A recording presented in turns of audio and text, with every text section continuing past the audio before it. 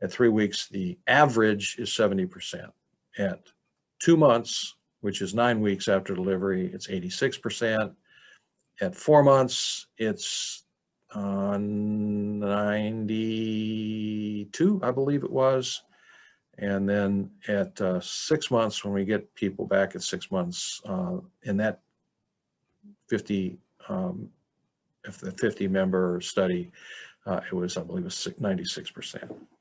That's what I found.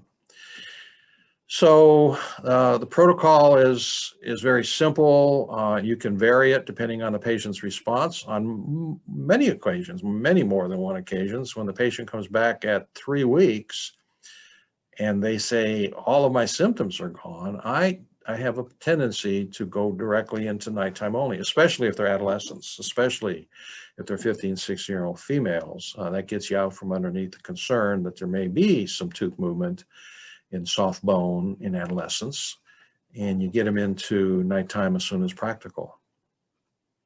That brings up my first thought about all this is the third cause of temporomandibular joint symptoms, which is functional malocclusion, which again opens up a whole other installment, maybe several installments about what that means, what the definition of functional malocclusion is, how do you handle the functional malocclusions, and not being an orthodontist, but being very familiar with orthodontics, with my 40-year career doing orthognathic surgery and working with literally most of the orthodontists in my area, one time or another. I'm familiar with using orthodontic techniques to move teeth around and to create, hopefully in most cases, an occlusion that is that has the centric occlusion and centric relation similar, if not identical, which is the ideal scene. As you all know, no one naturally has a CO equals CR.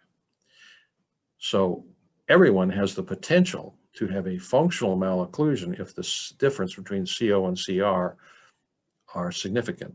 Definition of functional malocclusion is a significant difference between CO and CR. And what's the definition of significant? Well, that's where it gets a little fuzzy.